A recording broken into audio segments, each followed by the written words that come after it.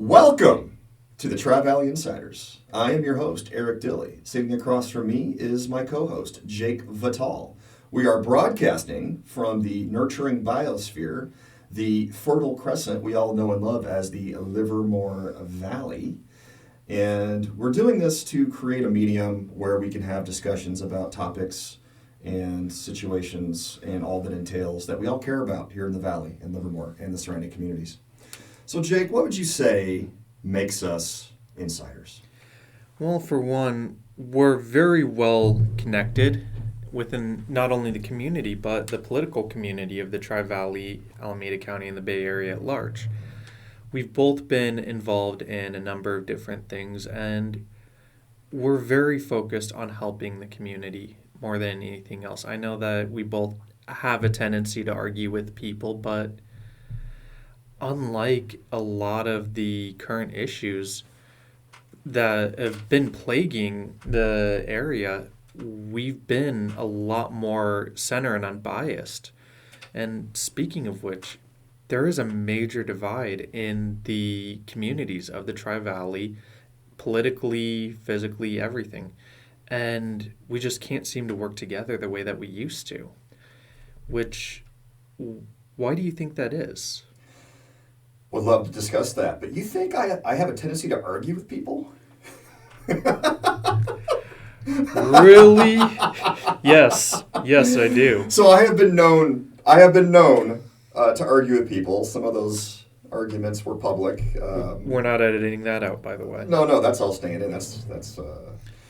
But I'm glad you said that, because I think we're at a point right now to where, having a different opinion. So going back to your question of the divide, we're living in a time. I'm over 40 now, so I'm getting up in years. I've seen cycles of societal behavior and political discourse now, and also, as you know, Jake, I'm a history teacher, right? I taught history. I still am a teacher, educator. So I've studied things, and I'm not the most knowledgeable person on the planet, but I'm informed, and I think right now we're at a point where if you have a differing opinion from somebody else, we can't swallow that and we can't move on with our lives without having an argument, right? Mm-hmm. There used to be a time, we've always been arguing. Human beings are cruel and terrible to each other, especially when we have different points of view. But one thing that we've been able to do quite effectively as a nation, as a country, society, and community is that in the past, when these disagreements have come up, and it's inevitable, they always come up, we've been able to wrap our arms around each other, stay friends, stay neighbors, stay involved in the same charitable service organizations, not hate each other. I feel like that, I know that's not the case anymore. Like, people take everything so personal now. Mm-hmm. There is no disagreement about a topic and staying friends. It's like, you either with me or you're against me, and I hate you if you don't think like I do. Would you say that's accurate? I think that's disturbingly accurate at the moment. I mean, I've had arguments with people over everything from firearms to whether or not we should be allowed to say dumb things. And, I mean, is there anything that people won't argue about at this point? It's no longer a what's right and wrong, it's who's right and wrong. And if you're not with us, you're against us mentality just doesn't work for a civilized nation. Yeah, and I think it's always been there. The difference now, like when I say always been there, I mean going back decades. Like, we've always had this culture in politics or in regions or cities or localized, environmental politic type things. We've always had this us against you, depending on the topic. The difference now is that people are able to make their thoughts known more readily, like social media, of course. Let's just say it like it is. Social media has changed the game. People can now online use it as a bully pulpit and organize. They can threaten politicians with cancellation or with, we will protest outside your house, which has been happening quite a bit here lately, not only here in Livermore, but in other cities that I'm involved in. People will actually go outside politicians home and protest over small things. We used to do that over like big topics like war and stuff like that. But now it's just like localized politics. People feel like they have to go out and protest and hold up signs at their houses. And I think it's because we have this ability now to organize all these different factions of people to a point to where they become a real political force. Like they are threatening. And what's a politician want to do? They want to get reelected. Yeah. Right? That's what they want to do. And anything that goes against that end of being reelected, they want to mitigate those things, right? So if you're a large group and you're online and you're loud and you're proud and you're saying stuff and you're going to be cognizant of that. You're aware of that as a politician. Mm-hmm. You don't want to make them mad because they'll organize against me and get me thrown out of office because, well, let's just be honest. I mean, most politicians, their whole purpose is to be reelected. But right? both of those sides are fundamentally flawed in that, first of all, protesting outside a politician's house, that is very much fear tactics. You're trying to say, yeah, we know where you live. Yeah. And that's never okay. Unless they're doing something horrific, it's just not acceptable because you're essentially saying our way or we're going to deal with you. Yeah. And on the other side, the politicians, if your focus is getting reelected, you kind of forgot the point of being a representative of the people. And I think that there has been a huge disconnect there in that politicians don't sit down and talk to people the way that they used to. You're so right. I mean, just think about our local political environment. What outlet do you and I have as citizens to actually hear from, to hear from our politicians, our electeds, in an authentic way, and not in a scripted way, but in an authentic way? I'm not talking about when the mayor gets up and does State of the City that you have to pay $25 to attend through the Chamber of Commerce. I'm talking about, is there an outlet, is there a place where we can hear from our politicians about what's really affecting our lives that's unscripted, unfiltered, and is the truth? And I think once upon a time, that did exist because you would meet them at the store, you would be at a coffee shop, or there would be events where everybody could show up. The chamber used to have these events that you could hear, like you basically. I guess what I'm trying to get to is the relationships were more authentic back then, or in the past. Now, it's how do you can send an email, sure, you can make a phone call, okay, maybe they answer it, maybe they get back to you. But it's always super scripted, super manufactured. It's never authentic. It doesn't feel real to me. Well, that's because the politicians can't risk that at this point because of gotcha questions. Yeah. It's if you don't say exactly the right thing on this random, sudden question, you're a monster, you're going to get canceled, and your career is over. Yeah. And instead of people trying to have that genuine dialogue, you've got those people going for the gotcha questions for whatever reason, and they've stifled the ability of politicians to have those open discussions. I think you're right, but I guess it all comes down to trust, right? I don't think we trust. Look, I'm from Generation X, right? We're the first generation to not trust government, right? Mainly because of the 1960s and Vietnam. Mm-hmm. After that, people just sort of had a different viewpoint of government. We no longer blindly trusted government, right? And the American experience, being an American, gives us a birthright to not automatically trust our politicians. We desperately, dearly, we want to believe you. We want to understand your point of view, and we want to take what you're telling us at face value. But we've gotten to the point to where everything's spun, right? There's all this spin. And it's hard for us to decipher what's real and what's not. And not to get into presidential politics, but the term alternative facts and fake news has been in our lexicon now for about 4 years, right? Yeah. And it's like, okay, if I can't trust the person on TV or the person writing an article to give me the truth, then where do I turn to? Where do I turn to? And you've seen proliferation of podcasts, websites, alternative news sources. All of this now exists in the ether.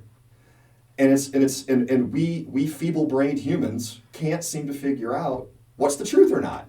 We rely on our mayor and our town council, the people who are our neighbors, right? I always say, and I believe, and I didn't come up with this obviously, but all politics is local. It is. It all, even our national big picture politics starts here at the local level, right? Mm-hmm. And if we can't trust our neighbors, and if we can't trust the people who we see every day or every other day walking amongst us in this sleepy little Livermore town that we call home, who can we trust? And I don't like where we're going, and especially here in Livermore. Let's bring it back to Livermore, Jake. Downtown. This downtown situation, right? It's toxic. It's toxic. Very. It's not doing anybody any good. The city council, our mayor, city staff, the planning commission, everybody who's in an official position right now that's been appointed or elected is in a tough position, right? Yes. Because there's a lot of money at stake here. There are laws to adhere to. There are emotional ties that people still hold for what they want Livermore to be, right? So they're balancing all of this. And then, it's who do you trust? And on top of all of that, think about it. All of these people, especially in elected positions, they have to be extraordinarily careful about what they say at all times. They say one wrong thing, and potentially it's not just their career that's on the line, but those who got them there, those who support them. And it can be over something as simple and stupid as a bad joke or accidentally still being a part of a political group that was meant to help others and creating a conflict of interest. Yeah, speaking of that political group, so I've lived here 8 years. You've been here your whole life. Yeah. And I came to know a name pretty quickly in my early days of being a Livermore resident because I am involved locally. I do volunteer. I am a member of one of our local Rotary clubs. I do have friends who are elected. I have made myself accessible to them. But, you and I decided not to really name names on this because that'll just continually add to the divisiveness. Agreed. But everybody knows who this person is. And she's getting now, I gave away a gender there. she's getting this reputation now of being this autocratic, authoritarian, sort of a Emperor Palpatine type figure, right? For those of you that don't know, Emperor Palpatine is the bad guy in the Star Wars universe, okay? So move on from that. If you don't know that, then you're probably not going to be listening to this anyways. Yeah, because we're going to use a lot of movie references in our podcasts. But she's got this reputation now, and when I first learned of her, she was on a pedestal. Like I respect her greatly. Because of her efforts and because she does have resources and she's able to bring a group together from time to time to make things happen, right? We have Measure D. We don't have houses in the hills. We have urban growth boundaries. Granted, everything that they've championed isn't always the most popular with the city, but that's politics, right? I mean, that's kind of the point here. We're supposed to get along with each other and coexist, even when we disagree. Now she's being portrayed as this evil person, a small, wealthy, well-funded group who wants to get their way. That's not that group at all. Because I think the exact phrase that was used was Trump money or Trump level money. Yeah. Oh, okay, well, whatever that means, right? Yeah. I mean, so that's another point too. To create more divisiveness and to get your side to look better. We use these emotionally charged words and phrases and put people in positions, metaphorically and literally speaking, where you're not really telling the truth. You're not representing that person in a most truthful way, right? So with this particular group, the two sides of the equation here. Let's not even get into Measure P right now, the hotel and all that. That's passed. That's been voted on. That's happening. We don't need to reopen that box. But now it's, do we build the Eden housing development behind the ale house, right? And, I'll be honest, I'm not for that. And it's not because I am not for affordable housing. I completely understand the need for affordable housing. I mean, in my professional and personal life, I champion bringing people out of poverty.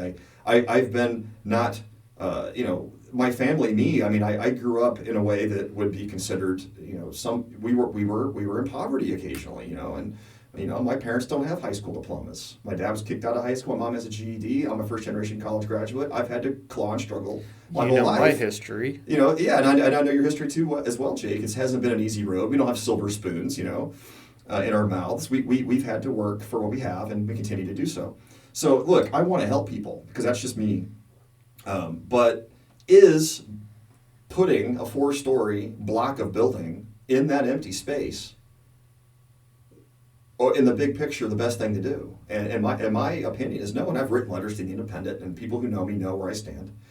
The thing is, like, I was at an event this last weekend. It was the Makers Market. It was awesome. It was really great to see people in downtown Livermore again having fun. I should mention, by the way, I disagree with how both sides are handling things. Although I do understand needing the buildings, for lack of a better term. For sure. I think places for people to live. We need it. Yes. Yes.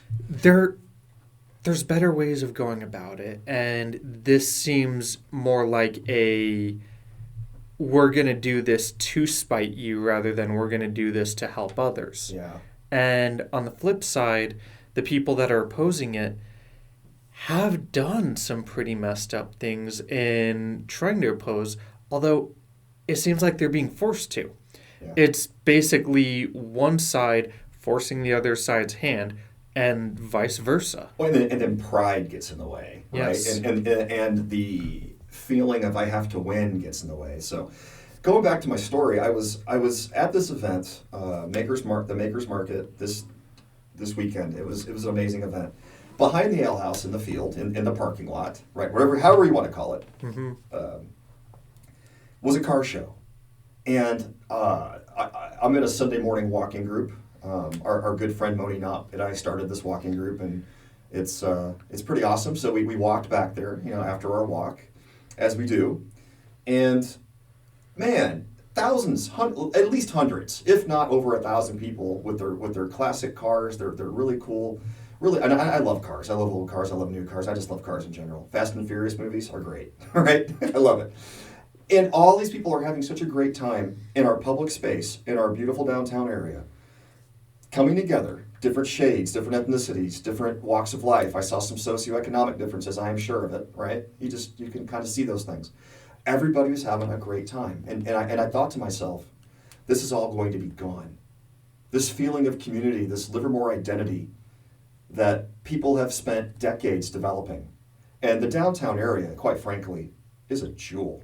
It is a jewel. My family, we've decided, we bought a house in downtown because we loved it that much. We could have purchased a house in a traditional neighborhood or wherever, but we didn't. We wanted to be downtown because of the efforts of all of our politicians over the last 20 years. Shout out to Dr. Marshall Kamina, mayor in the 90s, early 2000s, into the 2000s, fantastic guy. Even John Marchand, right, who worked really hard to continue the work of the downtown development. John's done a fantastic job in his time as mayor, and I really can't say enough praise about him in that regard. Yeah, I mean, he was for all intents and purposes a pretty great mayor. Just ask him, he'll tell you. Yeah. Right? I mean, he and I have had our disagreements on some things, and I would love to just shake his hand and give him a hug and tell him I still like him and love him, but and at the same time, right? It's the things that he's done that make Livermore the town that you love living in. Yeah, no, there's no doubt, there's no question, and he was always really great at taking controversial topics and sort of making them digestible for people to understand, right? But I'm thinking to myself as I'm standing in this open space, I took a few pictures. This is all going away, and why? Isn't there any other option other than to put this big block of building? It's going to just ruin the feel of our downtown area that people have spent decades developing. That business owners have invested their lives into those businesses. And now you won't even be able to see their business from the back. And when you're standing in the front of it on First Street, you're going to see this 4-story building overshadowing it. Now, I'm not trying to be a NIMBY. I have my issues with NIMBYism. I'm a pragmatist, right? And I like to critically think through solutions. And I don't always take things at face value. Just because you say something to me doesn't mean I believe it or I think it's true. I need to do a vetting. We all should vet out our information. There has to be other ways to proceed. And we're being told no. We're being told there is no other way. It's tied to money. It's tied to this and that. I got news for you. If the city council wanted to change the plan and spend the money, they would absolutely do that.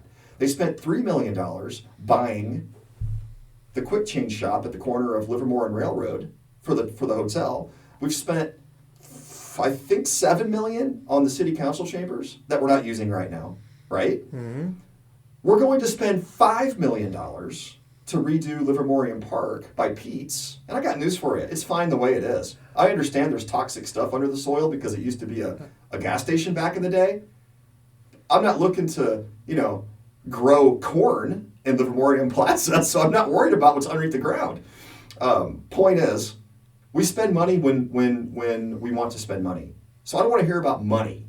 But at the same time, I think that the bigger issue, which they're not able to admit for very good reasons, is that they can't change. If they do change it, then they're going to lose a lot of their position against the current opposition. For sure. And it's more or less the case of once you start to change things around, you're not going to be able to hold a strong stance very well after that.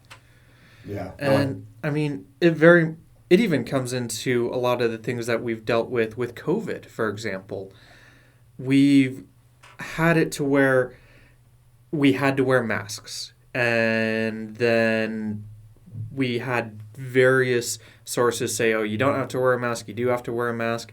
But now it's, with things starting to recede, even people getting vaccinated, they're still kind of like, what can we do here?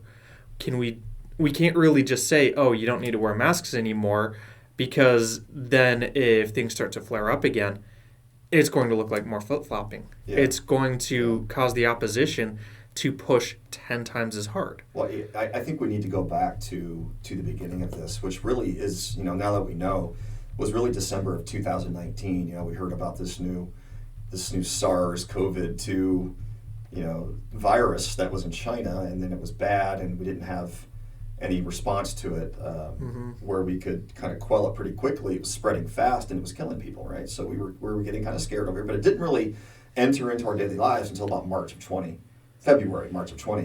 And we didn't, so I have to back up a little bit because I have strong opinions about this, but I fully understand, looking at both sides of this, like we try to do, which we all need to do. Politicians and our health agencies were up against the wall. It was a tough situation. It's like, how do we protect the population in the best way possible with the information that we have? What do we do, right? And we haven't seen anything like this, really. I mean, everybody says every 100 years, the flu of 1918 and this. We've seen some things pop up since then in my lifetime, your lifetime. Swine flu, for example. I was a young administrator, principal of a high school when swine flu happened in 2009, and I bought a ton of hand sanitizer, and my superintendent was like, what are you doing, wasting money on all this? I bought the big 3-gallon, jugs, $30 a piece. I'm like, well, haven't you heard that there's this flu going around, and it's kind of a bad deal, and it's killing people, something, and then, it became a big deal that year. Yeah. So I get, and we've had other things too, but viruses and diseases. This was new, and we had to react to it, and we had to be safe. I get it. However, with all that said, living here in Northern California, right, where the weather is gorgeous just about every day, there is no reason why our businesses and our restaurants couldn't have operated outside the entire time, right? I mean, I get shutting down right away in March and April, but as soon as May hit, we had enough information to know that the virus really wasn't holding up very well in UV radiation, in sunlight and wind and outside, and it wasn't really adhering to surfaces that well. I mean, that was the science. Everybody wants to talk about the science. All politicians on both sides of this fight, science. Yeah. Right? But at the same time, even though we knew, it was very much, again, if you start to bend your stance because of the current climate, Yep. you say, okay, yeah, businesses can all open up outside. Then the opposition is going to say, okay, why can't they be inside? Why can't we just have things be normal? Well, And but you're right. But I think the science, the logistics of the actual of the transmission of the virus was pretty clear that if you're inside, it's a bad deal with COVID, right? You're going to have a higher chance of getting it if you're inside. so then we just put tents outside, and suddenly outside is inside. That was the solution we came up with. Yeah, and it was and it's tough, but we also live in a society where people have to make money to feed their kids and to pay their mortgages. And that's right? the bigger issue. Yeah. I mean, I'm in entertainment, and I've been doing films and everything for years now. Yeah. A lot of my friends who are in the same industry that were already struggling, they just couldn't survive. And Yeah. I mean, I personally know more people who died from suicide than from COVID. And the statistics show that It's ugly. Yeah. Yeah. more people died because of the economy shutting down than they did from COVID. Yep. And that doesn't get addressed. No, it doesn't. And so, you know, I see things from a perspective, multiple perspectives, but of course I'm an educator, and I saw exactly what shutting schools down did to kids and communities, especially those who are already struggling, who already don't have financial resources, who already attend schools in areas where they have to worry about crime more than we do here in Livermore, right? I work in those communities. I feel a deep connection to those communities because I've always worked in those communities. That's my purpose in life, is to help people, especially from that perspective. Point is, those kids were already behind academically and socially and emotionally because of these shutdowns, because of the prolonged nature of them, because of the inability of us, I'll just say us, to create solutions for them other than just shut it all down and go online. They're years and years behind where they should be, and some of them will never crawl their way out of that dark abyss. How do we help them now? How do we move forward? Because everything that has happened, that's in the past. There's no changing it. Yep. The question is, how do we move forward, and how do we start to fix all of this? Yeah. Well, like all things, you know, you find some money, you throw money at it, and thank God, you know, look, our governor, people have, he's a polarizing figure, you know, and he's made mistakes. Overall, I will say I think he's done a pretty decent job with COVID response. I know he's up for a recall here in November. Talk about tough position. He was in an extremely tough position, still is, right? But he has made money available to schools to create, they're called catch-up programs, intervention programs, to sort of speed up the learning loss, or to bridge the gap of the learning loss, right? Now it's up to school districts. Look, because you know all education issues are localized, right? Really, your local school boards are the ones who make decisions. Your county boards, of course, but your local school boards and the administrators and the superintendent make the decisions with parent input. Of course, they should be listening to their parents. But like all things, especially something as polarizing as COVID response, you have all the different interest groups with their hands in it, creating solutions. Things get bogged down. You know, money is not spent efficiently. Programs that were really good on paper, that were really going to be wonderful for kids, aren't allowed to be executed. You know, they're not allowed to be implemented as they were planned because of human and adult interference or inaction. Right? At least look at the bright side. Yes, please. California's education system didn't get any worse. And I mean, it's not just education that our governor did so much to help us with. He even made sure that when all the other wineries were closed, his was still able to provide us wine. That was a much needed service, and congratulations on making sure that happened. So I am a strong proponent and fan of our valley's bountiful wine supply. I'm actually a member at a few, like many of us are. You know, we all have our favorite vineyards. Let's be honest. Our valley is way better than Napa's. Oh, well, it is. It is. Napa was much better at marketing. They started that in the 50s. I think, you know, we're getting to the point here in Livermore where we can start doing that ourselves. And we make different varietals, right? We don't... Anyway, let's not get into that discussion today. We'll do that later. But I've seen, and I was grateful. I was grateful for our vineyards here locally to be able to offer, curbside, and we were able to pick our shipments up. We couldn't do tastings there, even though I think we could have been outside doing tastings, but not the point. And you and I both know a lot of business owners and restaurant owners because we talked to them, we're friends with them. Yeah. We run in the same circles, whatever that means, right? And they suffered. And okay, look, if you're going to shut everything down from a government perspective, you better provide for people.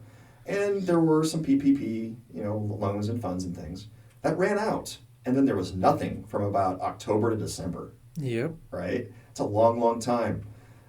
And we even here in Livermore in Alameda County shut it down outside for a while. Yeah. I would go for my walks downtown because that's my neighborhood, and it was sad, man. I mean, I was emotional. I went for a walk on Christmas Eve downtown. Went for a walk. You and I walked downtown at one point, and we were the only two people on the street at all. I literally was terrifying. Crying. I was crying. I was just like, this place that is so wonderful, that is so vibrant at this time of year especially, is dead right now. Yeah. And we could have people outside. I get not having the inside. I'm not going to argue that science. It's pretty clear. We could have been outside. And I will say this, and I know by talking to our local downtown business owners, the city of Livermore did send people to those businesses and said, don't even think about opening. We'll pull your liquor license. We'll make life difficult for you. Whereas in Danville, if you look at the news reports, 9 businesses were open downtown, outside. They were incurring fines that have all been wiped out, right? So it's like, we're Livermore. We're supposed to be different. We're this rodeo town with a lab, and we think differently, and we make our own decisions, and we could have made a stand. I think that we very much did our small businesses and local businesses wrong, and a lot of them went under. A lot of them went out of business because of it. Luckily, we still have a reasonable amount that are holding in, and they're starting to see a little bit of recovery. And moving forward, I want to start hearing from them. I want to understand their perspective in all this, and I want to know how we can start helping them. We're getting to the end of this first episode, which is amazing to say, but our second, third, fourth, I want to start exploring what it's like for everybody else in the area. Yes. I know we're starting with Livermore simply because we live here, but I also want to talk about Dublin, Pleasanton, Sunol, the entire TriValley. I know we're planning to have guests who are experts in their field about whatever topic that we're discussing. Mm-hmm. And so we want to keep this party going, and we want to, like I said, I think it was me that said earlier that we want to create another way for people to engage in the process. We want people to be informed in another way, not just an angry thread on Facebook or a city council meeting on Zoom where you really can't participate. It's not the same. Another conversation, another time, right? Yeah. And I really like the fact that we're doing this, Jake. So, I look forward to recording the next one and having guests and getting into more topics in more depth. Absolutely. Awesome. And for everybody that stuck with us this long, thank you very much for listening. We really appreciate your support. And please leave a like and comment what kind of topics you want us to discuss in the future, as well as any questions that you may want us to answer. We're going to be continuing to refine our format and better cater to the people of the Tri-Valley. We want to make a difference, and we want to make your voices heard. Thank you very much, and have a wonderful day. Absolutely. Thank you, everybody.